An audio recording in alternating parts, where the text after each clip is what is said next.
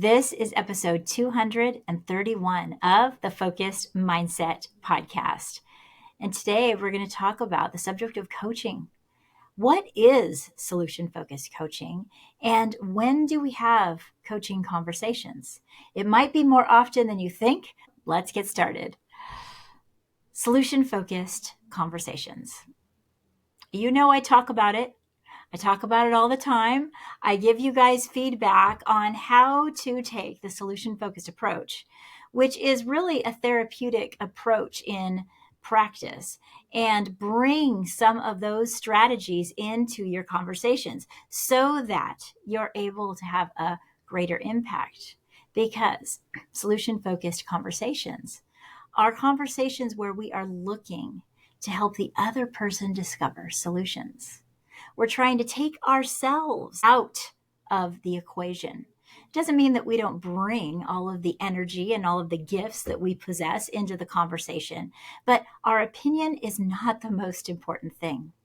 And another important factor of being solution focused is learning the art of staying out of the other person's problem. It's not your business. And if they don't choose to share every single detail of their problem, guess what? A solution-focused practitioner knows that that is not necessary to be able to help them with the problem. Because you see, I believe that every single person has been solving problems in their life for as long as they've been able to think and act and reason. They've solved thousands of problems. And whatever the issue and the challenge is that they're facing, they have skills and abilities that will help them solve that. And if I can work as an advocate to help bring out those skills and abilities and highlight what they've done in their life to help them get through challenges in the past, chances are things are going to start firing within their own mind. And as I continue to feed into that energy, all of a sudden, they begin to come up with solutions. And that moment that they do, it's insight. It's like something changes within them because of an insight that they just had. And that is really what it means to be a solution-focused counselor, but it also is what it means to be a person that uses solution-focused skills in conversations. Because you can approach a conversation, especially one that is going to get deep, is going to be meaningful. And you can approach this in such a way of saying, I want to be able to unlock their full potential. Or you can approach it in such a way where you're the one trying to have insights. What do I want to say to them? What ideas can I give them? What plans can I help them make? I. Now, I know we need to have self-esteem. We need to be confident in the things that we do, yes. But what I've learned, and I've learned so often, and I say this at the beginning of the podcast every time, is that giving hope is far more important than giving advice. And I've learned that because I've seen the results in it. I've watched people light up when they come up with things on their own, unbeknownst to them, based on the ability to be able to answer questions that I've asked them. Specific questions that don't close off their mind and allow them to kick back and be like, oh, let me listen to everything she has to say, but ignites their mind with energy. Now, that is essentially what a coaching conversation is. And who has coaching conversations? Now, of course, paid coaches have coaching conversations, right? But you know, there's many other people that have coaching opportunities directly in front of them. I'll tell you one thing, school counselors have many opportunities for coaching conversations. There's a difference between a counseling conversation and a coaching conversation. And I believe that that line is going to become more and more well-defined as we move in my particular career, but actually in the entire field of education and business in the same. We are going to be able to understand more and more that many different jobs can choose to have a coach, the ability to coach. They can choose to have the ability to lead in a way that's being more of a coach than a dictator, if you will. Nobody wants to be a dictator, but they fall into a role that seems like they're just telling people what to do all day long and putting out fires all day long. And they don't do it on purpose. No one decides to take on a management role, for instance, and be like, well, that's just because I want to tell people what to do every time I turn around. Very few. They want to empower people to be able to do things for themselves. How can we do that? Especially if we're the person with quote unquote all the ideas and everyone comes to us all day long. It can feel very draining to someone in a leadership position when they fail to develop coaching skills. So who's a coach? A manager could be a coach. There can be coaches that are hired as wellness coaches in the school district. That's an up and coming field that I know if you're about to get into, that it's exciting. And you are especially accountable to be able to have good coaching practices. There's, like I said, school counselors fall into the role of a coach many times when they have casual conversations in the hallway or with their administrator or with teachers. That they're not counseling at that time.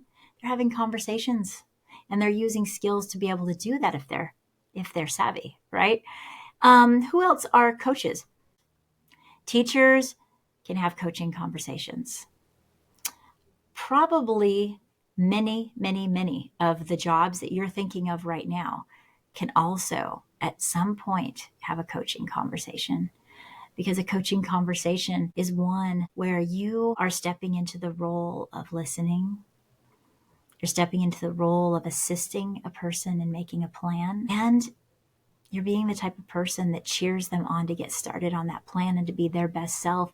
A person that doesn't need to have all the ideas, but does need to have a clear sense of direction and intention for the conversation that they're in. Can you do that? You might say, well, I'm in a situation where I need to do that a lot more frequently than I first thought now that I'm thinking about it. And that's good. It's great if you're in a situation where people might come to you for what they seem like is advice. And sometimes there is a time and place where our advice is 1,000% necessary. But even when we're in a space where we're going to give advice to someone, if you want to say right now, I want to be in the role of a coach, then you'll first listen to them. And you'll first find out what their situation is like by stepping into their worldview just a minute. And you also listen to the type of language they use and look at the type of body language that they use, so you can find a rhythm with them. That is what builds rapport right away. And then if you want this conversation to have the most likelihood of really making a difference, the person that's coaching will utilize, I guess that's the only word I can find. I'm searching for a word. You can tell when I'm kind of like slowing down here, but they'll utilize the other person's ability to have energy, their words, their language, the things that they hear that they're doing well or that they've done well in the past or that they want to do well in the future. They'll utilize all of that language and all of that energy and all of those same things to incorporate it into the conversation. Now you're having a coaching conversation. Because when you hear somebody say, I only wish that I could have more time off, but the only way I can have more time off is if I am able to get all this work done. And it seems like I just run late all the time and I end up staying all the time. I only get out of here once a week on time. If you heard all of those sentences that somebody came to you and said, and then you said, so once a week, you get out of here on time. What's different about that day? All of a sudden, their minds begins to think about their time and their day and what is going different on that day.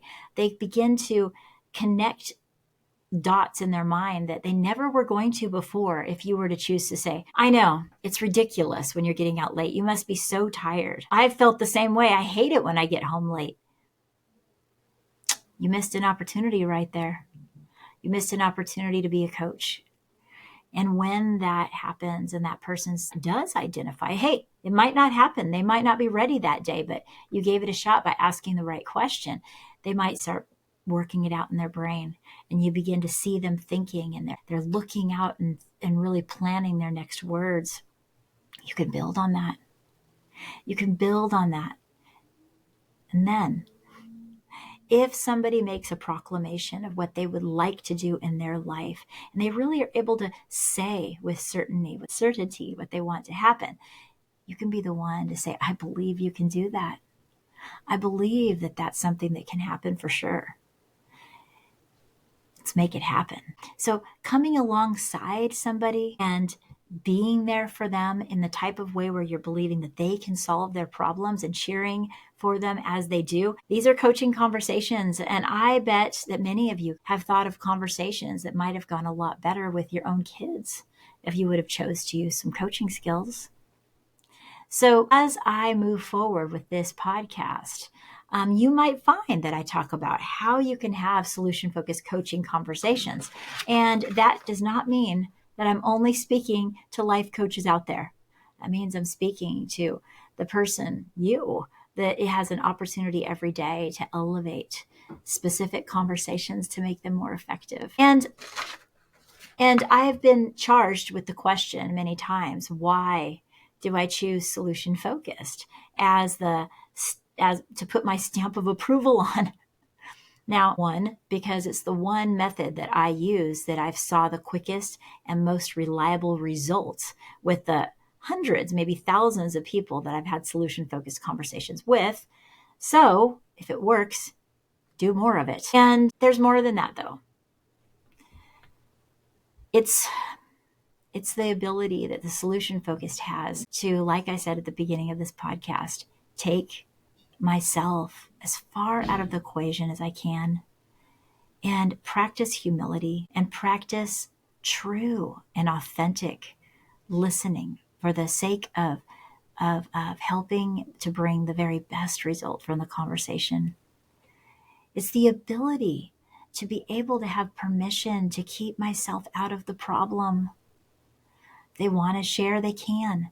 But the focus is not on the problem that they're having, but the focus is on the insight that that person can have in that moment that can change everything about their life, the best hope that they have. And when they have that moment of insight of saying, wait a minute, I think I know. Not only do I think, but I know that I can take steps forward to make a difference in this situation. It empowers somebody, and that is the moment that hope enters into the conversation. It is a biological chemical thing in the brain because people want to be able to see that they have some control over a situation in even the tiniest way. And for them to see the light of saying, you know what? I see a solution. I see a path forward. I see a road forward. It is one huge barrier to hope that you can just let that wall fall right down. There is a pathway because now they can see that they've done this specific hard thing before in a different arena, and they can connect the dots to how it might work in their situation now. Look, it's powerful. We know that in order to have hope in our life, a person needs to be able to have the path forward. They need to have the way. They need to know that there's some way that they can make a difference. The other thing they need is the will to move on. Maybe they're like, I see a pathway, but what's the point? When that little thing enters their heart of saying, wait a minute, there's something I can do, it's hard to ignore. It's hard to ignore for anybody. And that ignites the will to move forward. That is the excitement that happens with hope. And I really believe that when people have insights of their own, that's when hope enters in. And it's our job to help them have the insights. It's not our job as a person that's having any kind of conversation, even the deepest of therapy. It is not our job to make sure that we have all the insights. If we're listening to a conversation and thinking, I need an insight into what I need to say and what I need to do, and I'm listening for that insight that I need to have, then there's a chance that that could fall flat. Because when someone listens to your insight, they go, ah. But when they have an insight of their own, they go, aha, okay. It's kind of like wah, wah, wah when you come up with it. As brilliant as our ideas are, they fall flat compared to somebody coming up with their own idea. So coaching conversations happen a lot more frequently than you think. And when the opportunity arises, you can notice it and you can bring it to a coaching place rather than a teaching place, rather than I'm going to tell you all about what you need to do place. And then you can celebrate when you watch somebody just begin to want to thrive, begin to want to make a change. You've just had a successful coaching conversation. Now, most of a person's insights are going to happen after they walk away from you. We know it's the same with counseling, is most of the most important parts of counseling happen outside of the counseling office, because the conversation happens and maybe the aha moment happens, but it's when you put boots to the ground, when you're really moving forward and taking action, that you begin to learn and then concrete in that, yes, things can change. And yes, things can be different. We could talk about, for instance, exercising all we want, but until we actually get out and do the exercise, it's not going to do anything for our body. It's the same with our mind. It's the same with our actions. And I hope that this podcast has encouraged you to elevate your conversations and to make them a little more solution focused and to make them a little more coaching driven. I can't wait to hear how it goes. Feel free to talk to me about it. My website is always available, cherkretz.com. And you can email me at share@thefocusedmindset.com. And you know what? Check the show notes, because there is a email community that I speak to frequently and that kind of get the very first bit of my attention. And you can join that for free, because I want as many of us as possible to be able to join together with this mission to be able to have better conversations and shift our mindset from a mindset of being more problem focused to being solution focused. It's time for us to get going. I want to encourage you to log into YouTube and watch my TED Talk if you haven't, or maybe you haven't in a while. It's time for you to rewatch it. Let me know what you think. It's called How to Lead with Hope, Solution Focused Conversation Navigation. Just look up my name, Cher Kretz, CHERKRETZ, in YouTube. It's going to pop right up. If you really want to make sure, put a TEDx next to it. And that would mean a lot to me. And really, I just hope that you move forward today with a new mindset, with a fresh outlook, and a clear path forward. Until next time, live solution focused.